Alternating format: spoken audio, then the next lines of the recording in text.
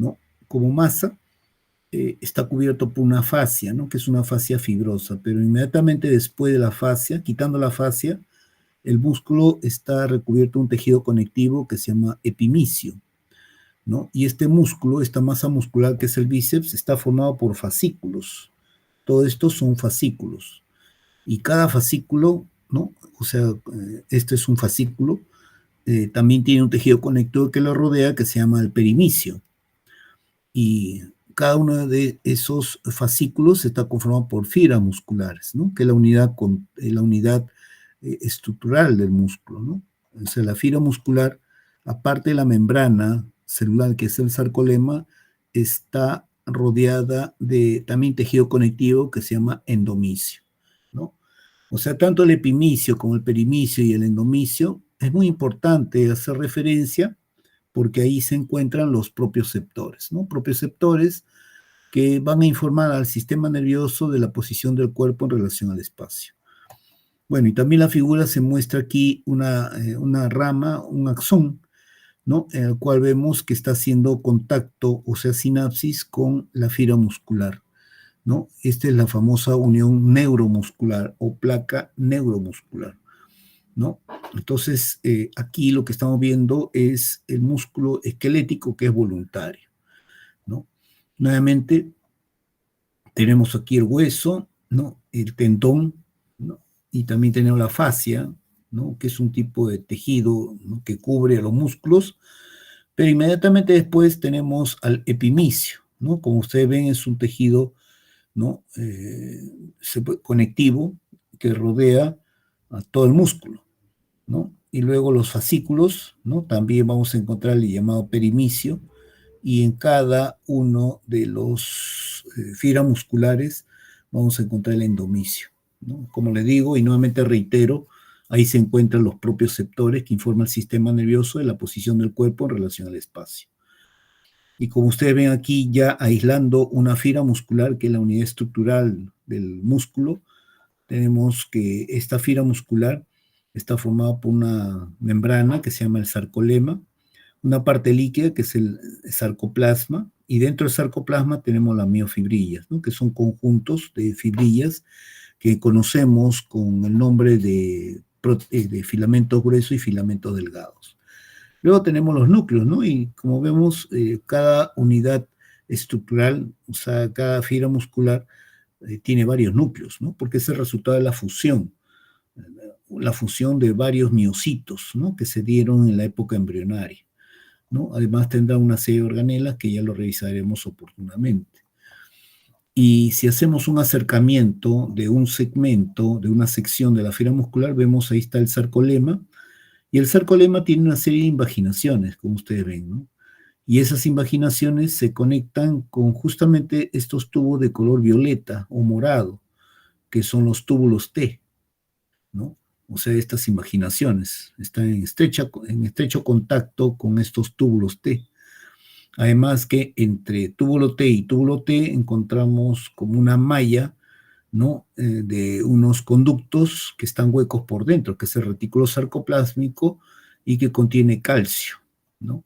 Entonces, todo este conjunto entre el túbulo T con retículo sarcoplásmico forma el llamado sistema T, ¿no? Luego también tienen que ver, en cuanto a los filamentos delgados, filamentos gruesos, que son las miofibrillas. Miren, todo este conjunto de miofibrillas es rodeado por el sistema T, ¿no? Ya vamos a ver por qué motivo, ¿no? Luego tenemos, ante la microscopía óptica, ¿no? Lo que se llama la banda A, ¿no? Y si nosotros lo proyectamos hacia abajo, vemos que la banda A está conformada por proteína gruesa de miosina como proteínas delgadas de actina, ¿no? Mientras que la banda I o isotrópica o bandas claras está formando netamente por filamento delgado de actina. Pero en el centro tenemos la línea Z, ¿no? Que es la línea Z son proteínas en las cuales se anclan los filamentos delgados. Entonces, entre línea Z y línea Z vamos a ver lo que se llama la sarcómera, que es la unidad contráctil de la fibra muscular. ¿Ya? Ahora, más detalle con respecto al filamento delgado. Filamento delgado le llaman de actina, pero realmente las proteínas de actina son proteínas globulares, como están ustedes viendo aquí, Es en una doble cadena que está distribuida en forma de alfa hélice, y entre las moléculas de actina está la tropomiosina, ¿no? Que viene a ser la proteína filamentosa, y sobre la tropomiosina está la troponina, que es un heterotrímero, que va a estar formado por la troponina C, troponina I, troponina T, ¿ya? Que vamos a ver después. Ahora, en cuanto a las proteínas gruesas de miosina, lo que estamos viendo aquí son las cabezas de miosina. Y esas cabezas, todas esas cabezas tienen colas, y esas colas, tanto de un lado como del otro, se reúnen en este punto llamado punto M, ¿no? Vamos a ver los motivos. Ahí vemos, por ejemplo, una microfotografía electrónica de barrido, ¿no? Digamos, a muy poco aumento, en el cual vemos varias fibras musculares, ¿no? En el cual tenemos esa fibra, miren cómo se protruye, ¿no? Digamos, por debajo del sarcolema, los núcleos, ¿no? O sea, cada fibra muscular tiene varios núcleos, ¿no? Producto de la fusión de la mitosis, producto de la fusión de los miocitos en la etapa embrionaria, ¿no? Ya esto lo hemos visto con respecto a las bandas A o bandas anisotrópicas o bandas oscuras y bandas I o isotrópicas o bandas claras, ¿no? Y en el centro disco Z, ¿no? Aquí, por ejemplo, vemos músculo cardíaco, ¿no? Que es también un músculo involuntario, ¿no? Pero que tiene una peculiaridad de que los miocardiocitos se unen con otros a través de los discos intercalares, y los discos intercalares no son sino sinapsis eléctrica, ¿no? A diferencia del músculo liso, ¿no? Que es un poco más desordenado, mientras que el músculo esquelético es más ordenado, ¿no? Y aquí se ve claramente las bandas oscuras o bandas A y las bandas claras o bandas I, ¿no? Y si nosotros ampliamos nuestra visión justo en el centro de la banda clara o banda I, ¿no? Tenemos ahí como una línea, ¿no? Es los discos Z, ¿no? Y entre disco Z y disco Z, lo que estamos delimitando viene a ser la sarcómera, que viene a ser la unidad contráctil de la fibra muscular, ¿no? Entonces, otro aspecto importante también es que hay un desplazamiento, ¿no? De los filamentos delgados sobre los filamentos gruesos, ¿no? Por ejemplo, aquí vemos en un estado de relajación total del músculo y aquí en un estado de contracción. Pero como vemos, quien se desplaza sobre quién es los filamentos delgados sobre los gruesos. ¿Esto qué significa? Que quienes permanecen fijos vienen a ser justamente las proteínas gruesas de miosina. ¿Y por qué se mantienen fijos dentro de la fibra muscular? Por la presencia de proteínas estructurales, ¿no? Proteínas estructurales que mantienen fijos esos miocitos, ¿no? Perdón, esas proteínas gruesas de miosina, ¿no? Entonces, esa fijación en la fibra muscular de estos filamentos gruesos de miosina se lo debemos pues al llamado también citoesqueleto, ¿no? El citoesqueleto cumple una función, por lo tanto, muy importante en la organización de la fibra muscular, ¿no? ¿Y por qué le menciono esto? Porque existen enfermedades, ¿no? En el cual puede la persona carecer de esas proteínas estructurales que fijan a la proteína de miosina al citoesqueleto, ¿no? Y esto va a dar como consecuencia atrofia muscular irreversible, ¿no? Aquí vemos con mejor detalle, ¿no? Vean ustedes la proteína gruesa de miosina, ¿no? Que realmente son 400 moléculas de miosina. Por un lado, 400 y por otro 200 y 200, ¿no? Se reúnen en el llamado punto M, ¿no? Y el filamento delgado, ¿no? Pero como ustedes ven, aquí hay proteínas muy finas, filamentosas, llamadas nebulina, por ejemplo. La nebulina que está rodeando el filamento delgado, lo que hace básicamente es estabilizar al filamento delgado.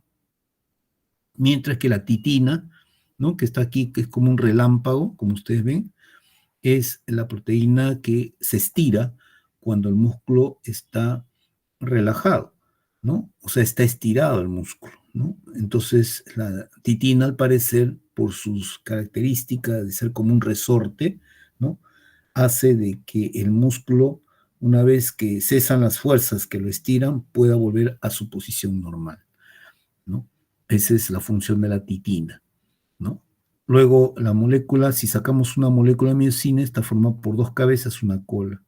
Y las dos cabezas tienen dos propiedades. La primera propiedad es cuando ven a la actina, se une tiene una unión electrostática muy fuerte cuando se ven frente a frente con la actina. Y la segunda propiedad es la capacidad hidrolítica del ATP, ¿no? Bueno, esto vamos a pasarle, lo hemos visto. Y esta es una microfotografía también, ¿no? En el cual se ve claramente las bandas A o bandas oscuras, ¿no? O bandas, lo que se llama anisotrópicas, ¿no? Bandas oscuras, conformadas, ¿no? Por filamento delgado y filamentos gruesos, ¿no? Mientras que la banda I, ¿no? Son las bandas isotrópicas o bandas claras y cuyo centro está el disco Z. El disco Z y disco Z tenemos la sarcómera, la unidad contráctil de la fibra muscular. Luego tenemos, bueno, este es para una tinción especial del retículo sarcoplásmico, que como ustedes ven parecen, ¿no? Unas arañas, ¿no? Una red, ¿no? Por eso se llama retículo, red, pero está lleno de calcio, ese retículo sarcoplásmico. Ahora, insistimos en la ultraestructura del músculo estriado para que ustedes vean después cómo es el fenómeno molecular de la contracción muscular, ¿no? Vean ustedes aquí, está justamente el sarcolema, ¿no? Y vean que esas invaginaciones que habíamos visto del sarcolema justo se continúa con el túbulo T. Y este túbulo T lo atraviesa de extremo a extremo la fibra muscular, ¿no? ¿Y para qué se debe o qué se debe la presencia del túbulo transverso, túbulo T? Para que el potencial de placa motora, que es un fenómeno eléctrico, no solamente sea un fenómeno de la membrana del sarcolema, sino también pueda ese potencial de placa motora que se introduzca, ¿no? Hasta el centro, inclusive hasta de extremo a extremo, ¿no? ¿Para qué? Para que el impulso nervioso también, ¿no? Contraiga las miofibrillas que están en forma central a la fibra muscular, ¿no? Existen enfermedades también, en la cual se carece el tubo T. Entonces, si se carece el tubo T, ¿no? Cuando se produzca el potencial de placa motora, ¿no? Lo que se va a contraer son las miofibrillas que están bien cerca a la membrana celular, o sea, al sarcolema, pero no se van a contraer las fibras que están en el centro, por ausencia del túbulo transverso o tubo T, ¿no? Eso que va a traer como consecuencia que en la medida que se vaya contrayendo el músculo en esta zona, al carecer el tubo T y no contraerse las miofibrillas centrales, entonces ante cada contracción se va a desordenar esas miofibrillas y por lo tanto va a causar la atrofia del músculo, ¿no? Y lo que está en palo rosa, ¿no? Ya viene a ser el retículo sarcoplásmico, ¿no? Que son sistemas tubulares en forma de red que contiene calcio por dentro, ¿no? Y nuevamente, ¿no? Para que ustedes vean de color naranja, viene a ser el túbulo T o túbulo transverso, ¿no? Y estos, justamente como ven ustedes acá, se conecta con las invaginaciones del sarcolema, ¿no? Y lo que está en verde, el retículo sarcoplásmico. Y tanto el sistema T, o sea, el túbulo transverso como el retículo sarcoplásmico, rodea al conjunto de miofibrillas, ¿no? Y todo tiene su porqué, ¿no? Ahora, si nosotros aumentamos o hacemos un aumento en esta zona, vamos a ver aquí la miofibrilla, lo que está en verde, el retículo sarcoplásmico lleno de calcio, lo que le rodea viene a ser el túbulo transverso, ¿no? Y aquí se está haciendo una ampliación. Este es el sarcolema, ¿no? Lo que estamos viendo aquí es la membrana del retículo sarcoplásmico, la membrana del túbulo T, ¿no? Entonces, cuando por el túbulo T esté transcurriendo el impulso nervioso, va a estimular a este canal iónico, ¿no? Que realmente le llaman receptor de rianodina, ¿no? Que cuando se despolariza la membrana, ¿no? del túbulo T, lo que va a provocar es la apertura de este receptor rianodina para que el calcio salga del retículo sarcoplásmico al sarcoplasma, ¿no? Ya. Entonces, aquí, nuevamente, para que ustedes observen cómo está la distribución muy bien organizada, ¿no? De todos los elementos de, digamos, de la fibra muscular. Lo que estamos aquí representando viene a ser la línea Z, y en la línea Z se anclan los filamentos delgados, y entre las dos, ¿no? Entre los filamentos delgados están las proteínas de miosina, ¿no? Bueno, Entonces, vemos aquí una molécula de miosina, tiene dos cabezas, una cola, ¿no? Pero hay sitios donde se puede romper esta proteína, ¿no? Entre la cabeza y la cola está la papaína, una enzima de la cáscara de papaya que puede reblandecer las carnes, ¿no? Y como también en el centro de la cola está la tripsina pancreática, ¿no? Que es una enzima propiamente del páncreas, ¿no? Y bueno, para que vean ustedes aquí en este gráfico, ¿no?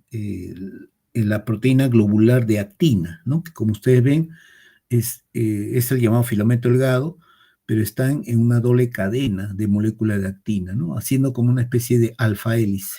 Y entre las dos está la proteína filamentosa de tropomiosina, y sobre ella está la troponina, ¿no? Y la troponina con sus tres componentes, troponina T, troponina I, troponina C, ¿no? Que lo vamos a ver después.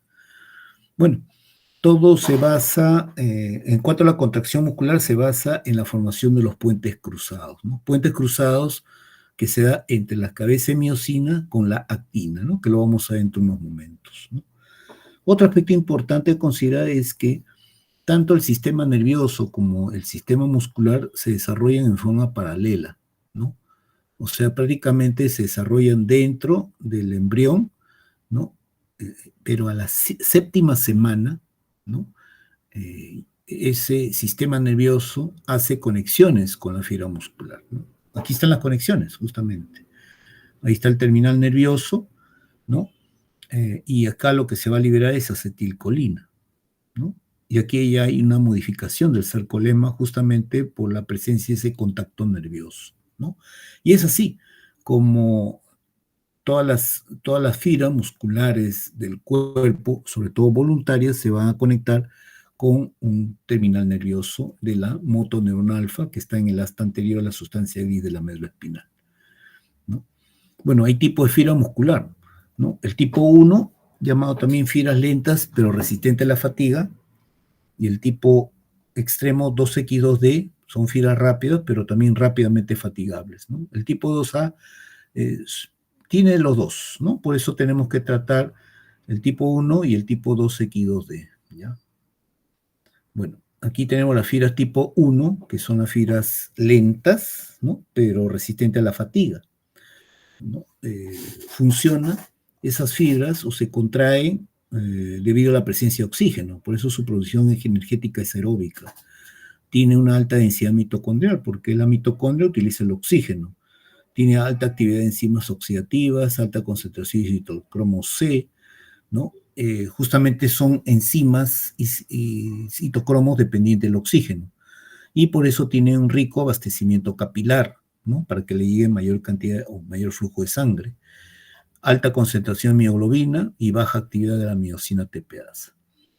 Ahora, estas fibras musculares tipo 1, que son lentas pero resistentes a la fatiga, son pequeñas, ¿no? Y sus motoneuronas, o sea, que inerva a estas fibras musculares tipo 1, son también unidades de menor tamaño, ¿no?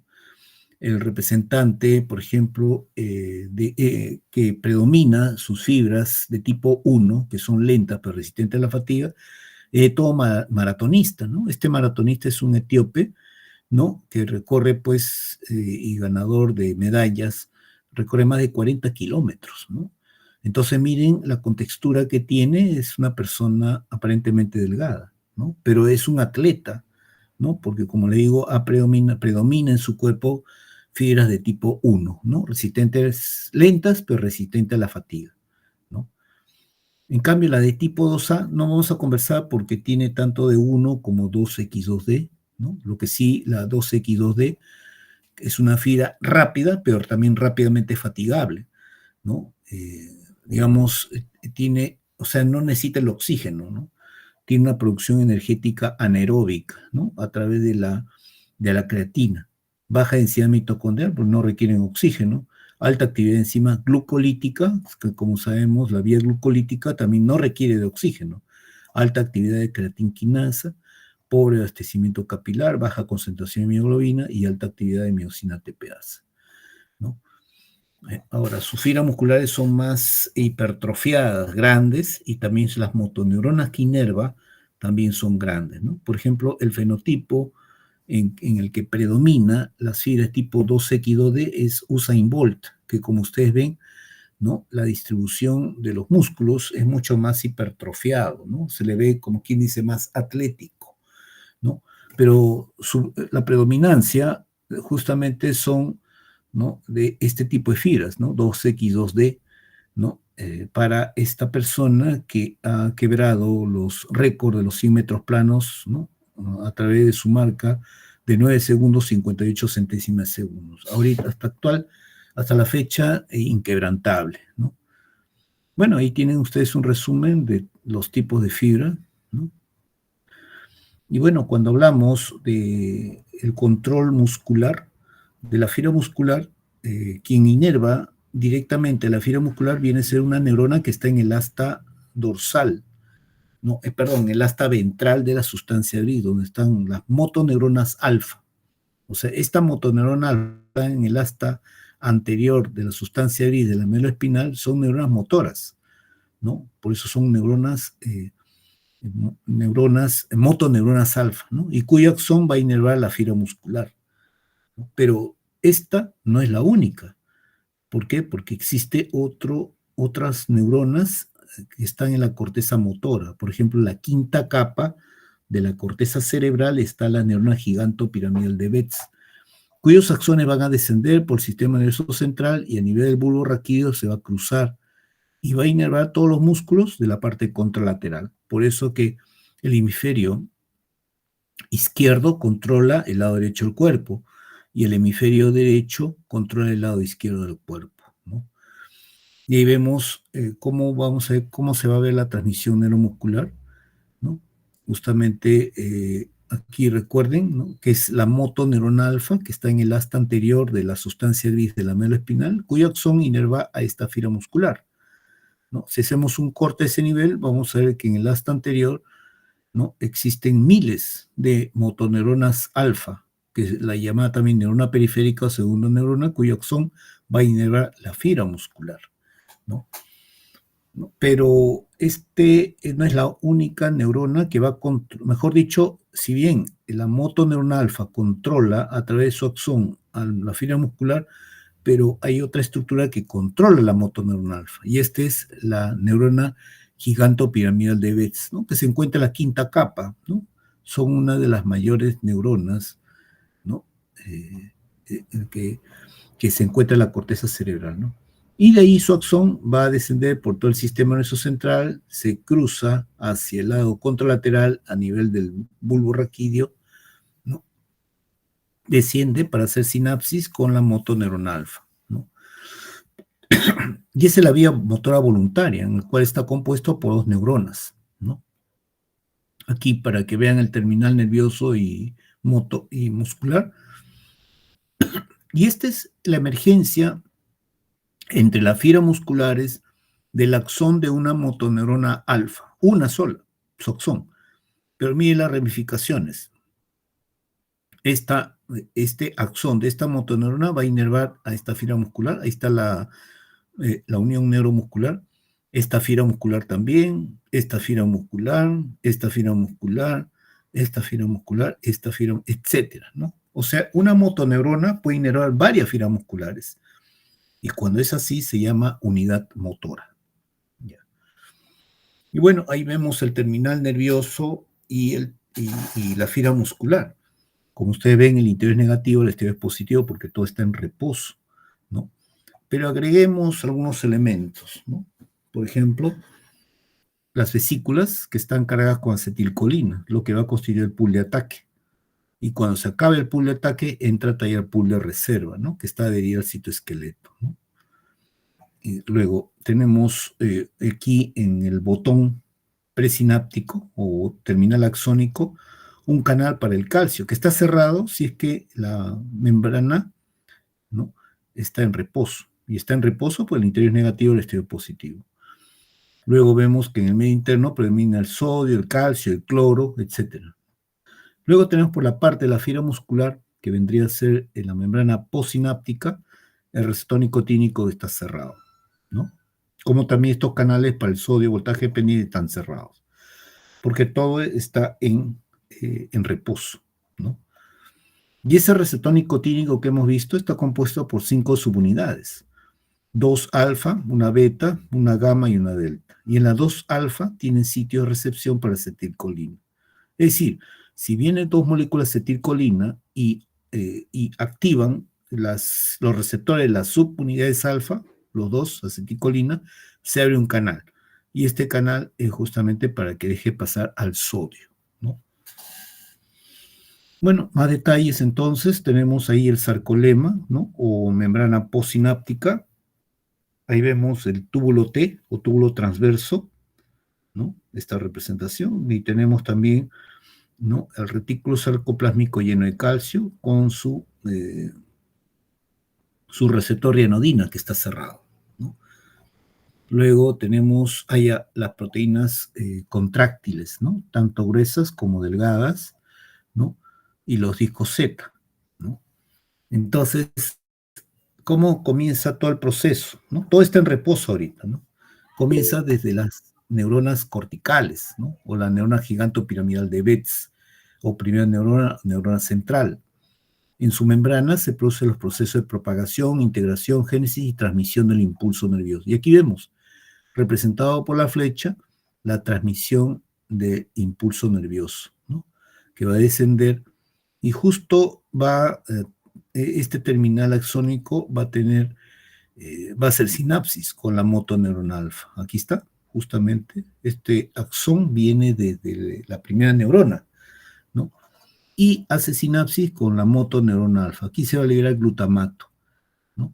Y por lo tanto, al final, se abren una serie de canales, la cosa es que se forme nuevamente el potencial postsináptico excitatorio, que luego se va a transmitir por toda la membrana del axón, ¿no? Hasta llegar, ¿no?, a la fibra muscular, ¿no? Entonces aquí vemos el impulso nervioso, cómo va avanzando, acá luego, y cuando llega acá, lo primero que hace es abrir el canal para el calcio. El calcio cuando entra a través de ese canal, debido a la despolarización de membrana, ese calcio va a ingresar o se va a unir a una proteína de la vesícula, se llama sinaptotagmina, ¿no? Y este dúo entre sinaptotagmina-calcio hace que se forme el poro de fusión, es decir, que se fusiona tanto la membrana de la vesícula como también la membrana la membrana presináptica, ¿no? Ahí está el poro de fusión, por lo tanto sale acetilcolina, 2 moléculas de acetilcolina, se unen a las subunidades alfa, ¿no?, del receptor nicotínico, por lo tanto se abre el receptor nicotínico para que ingrese sodio y se despolarice alrededor de la membrana del receptor nicotínico. Pero esto también, ¿no?, digamos, participa o es involucrar estos canales para el sodio voltaje pendiente, por lo tanto se abre. Y si se abre para el sodio, ingresa masivamente el sodio, ¿no? Entonces tenemos un fenómeno eléctrico en la membrana, se llama potencial de placa motora, ¿no? ¿Qué va a ocasionar esto? ¿No? Que este potencial de placa motora se va a transmitir por la membrana del sarcolema, la membrana del túbulo T, va a despolarizar la membrana del retículo sarcoplásmico, y al cambiar la polaridad de este retículo se abre el receptor de rianodina, por lo tanto sale calcio. ¿Y qué es lo que va a pasar? ¿No? El calcio que sale, lo que va a provocar es que se acorten los discos Z, ¿no? Por lo tanto se acorten la sarcómera, ¿ya? Entonces, muy importante. Entonces, aquí hay un fenómeno mecánico y aquí hay un fenómeno eléctrico. Entonces, si se les pregunta cuál es el elemento que acopla el fenómeno eléctrico con el fenómeno mecánico, es el calcio, ¿ya? Y mire, el calcio es importante, ¿eh? No solamente para la contracción muscular, sino también, mire, para que pueda liberarse el neurotransmisor. Muy importante. Entonces, para que lo vean esto en forma mucho más esquemática, hemos separado, ¿no?, los discos Z, ¿no?, estas proteínas globulares que viene a ser la actina, y 2 moléculas de la miosina, ¿no?, con su cabeza-cola, ¿no? Y la cabeza, en relación a la cola, está en un ángulo obtuso, como ustedes están viendo. Entonces, ¿cuál es la primera propiedad de la cabeza de miosina? ¿No? Cuando se ve enfrente a la actina, se van a atraer electrostáticamente, ¿no? Y bien fuerte es esa atracción, ¿no? Pero ¿quién se opone a esa atracción? Justamente la tropomiosina, que es la proteína filamentosa. ¿Pero debido a quién? A la troponina. La troponina tiene 3 elementos, la troponina T, que sirve de unión entre toda la troponina y la tropomiosina. Luego tenemos la troponina C, que tiene un sitio de unión para el calcio. Y luego tenemos la troponina I, la troponina inhibitoria, ¿no? Troponina inhibitoria causante, ¿no? Que interponga entre la cabeza de miosina y la actina a la tropomiosina. Esta troponina I es la troponina inhibitoria, ¿no? Entonces, aquí está en reposo, está relajado el músculo, ¿no? El tema es cuando sale el calcio, ahí está el calcio, se une a la troponina C. Y este binomio calcio-troponina C va a inhibir al inhibidor, ¿no? Y por lo tanto la tropomiosina se desplaza. Entonces se ve frente a frente la cabeza de miosina con la actina, inmediatamente hay una atracción electrostática, primera propiedad de la cabeza de miosina. Luego la atracción electrostática se va a hidrolizar el ATP, ¿no? Y cuando se hidroliza el ATP, miren el ángulo entre la cabeza y la cola, que es obtuso. Debido a la hidrólisis del ATP, el ángulo se vuelve recto, ¿no? Entonces vean ustedes que la cabeza de miosina, que primero estaba obtuso, ¿no? Y ahora se pone recto por la hidrólisis del ATP, ¿no? Hace que se desplace los discos Z. ¿Ya? Hace que se desplace. Entonces, para que pueda volver todo a su posición normal, el calcio tiene que salir de la troponina C, ¿no? Y cuando sale, ¿no?, el calcio, la troponina C, tiene que regresar al retículo sarcoplásmico, ¿no? Y ese retículo sarcoplásmico está lleno de calcio. Por lo tanto, ese calcio que debe de entrar al retículo sarcoplásmico tiene que entrar a través de una bomba de calcio ATPasa. Entonces, lo que concluimos es que para la contracción muscular se necesita energía y para la relajación muscular también se necesita energía. Lógicamente que es mucho mayor en la contracción muscular que en la relajación muscular, ¿ya? Y es así como se produce la contracción muscular, ¿no? Y todo lo que hemos hablado está justamente resumido en esto, ¿no? Y ahí está justamente el acoplamiento que les mencioné del punto de vista, digamos, eléctrico y mecánico, ¿no? O es el acoplamiento también llamado excitación, que está representado por la potencia, por el potencial de placa motora, y la contracción por el acercamiento a los discos Z, ¿no? Y quién es el que acopla, justamente es el calcio, ¿no? El calcio es muy importante por eso, ¿no? Y bueno, se han hecho toda una serie de estudios respecto a esa cabeza de miosina, porque eso es el famoso puente cruzado, ¿no? ¿Por qué motivo? Ya por lo que les había mencionado, ¿no? Que la cabeza de miosina tiene una atracción terrible con los filamentos de actina, ¿no? O sea, cuando están descubiertos, no hay nada que se interponga, inmediatamente la cabeza de miosina, ¿no?, se atrae electrostáticamente con el filamento, ¿no? Las proteínas de actina, ¿no? Y miren, de lo que está en un ángulo obtuso, o sea, mayor de 90 grados, debido a la hidrólisis del ATP, se produce un ángulo recto, ¿no? ¿No? De los puentes, estos puentes, ¿no? De la cabeza de miosina respecto a la cola, ¿no? ¿Ya? Inclusive se ha llegado a medir, ¿no? Este modelo de puente cruzado, ¿no? Lo que está aquí medio color rojo, marrón, ¿no?, aprox, son proteínas de actina, ¿no? Y lo que se está viendo acá son ¿no?, tanto la cabeza como la cola de la miosina, ¿no? Y por lo tanto, cuando se produce la contracción muscular, ¿no?, lo que se produce es el movimiento de la cabeza de miosina, ¿no?, respecto a la cola, ¿no? Si en el reposo era 180 grados, ahora recién se vuelve, en este caso, 90 grados, ¿no? Y se hace un desplazamiento más o menos de 10 nanómetros, ¿no?, por paso, ¿no? ¿Ya? Bueno, aquí lo que quiero expresarles en cuanto al impulso nervioso, ¿no? Cómo desde la parte del reflejo, ¿no?, cuando nosotros hacemos con el martillo de percusión, percutimos la rótula, se produce un movimiento de extensión, ¿no?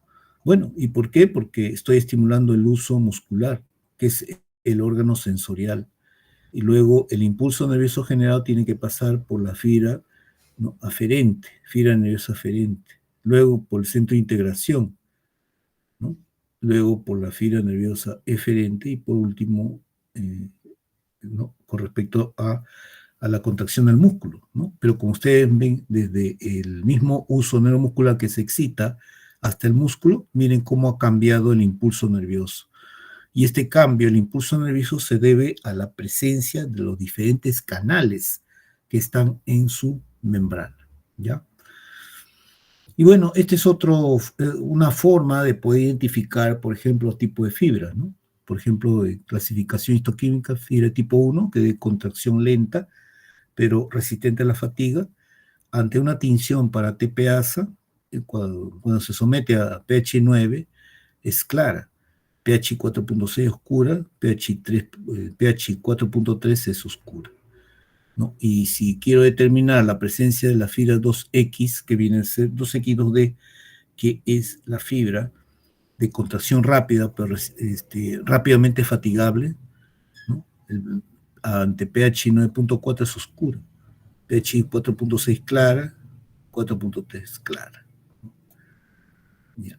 Entonces con eso, con este tipo de evaluaciones, de biopsias musculares y con las diferentes tonalidades, ¿no?, uno podía determinar porcentualmente cuál predominaba, ¿no? Las fibras lentas, las fibras rápidas, las fibras intermedias, ¿no? Esto, por lo que me han dicho, se aplicaba mucho en la escuela cubana. Como ustedes saben que en los años 60, 70, cuando iban a cada, ¿no?, olimpiada que iban, se traían pues varias medallas de oro, ¿no? ¿Por qué? Porque hacían un entrenamiento mucho más científico, ¿no? ¿Por qué? Porque esto se analizaba en el músculo de los niños cuyos padres eran atletas.